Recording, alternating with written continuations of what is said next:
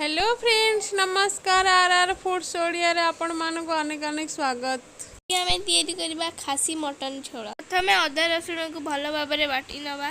पियाज, गोटा गरम मसला और तेजपत्र आलू को तेल रे किछि समय भाजी दवा। किछि समय भाजीबा परे आलू को काढ़ी दवा। तापरे किछि तेल रे गोटा गरम मसला और तेजपत्र को छाणी दवा।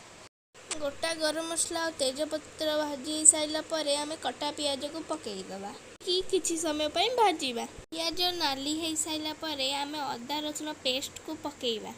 ताकू किछि समय पई घांटीबा। को भल भाबरे घांटी साइला परे आमे कटा टमाटर पकेईबा। तापरे हळदी गुंड, लंका गुंड, धनिया गुंड और जीरा गुंड और काश्मीर गुंड को पकई भल भावे घांटीबा।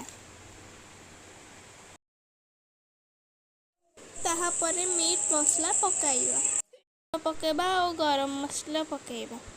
तापरे किछि दही पकाइबा। पकेबा परे आमे 4 रु 5 मिनिट पई कसीबा। कसी सारिबा परे आमे मटन पकाइबा।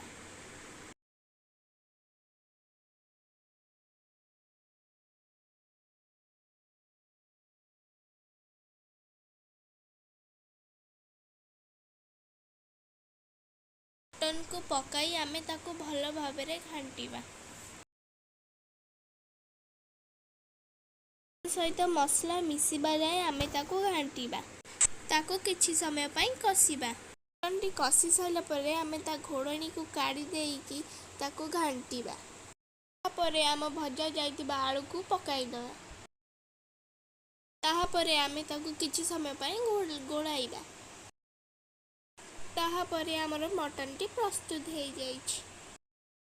आम रेसिपी टी भल लागिले लाइक, कमेंट, सब्सक्राइब करिवे। जय जगन्नाथ।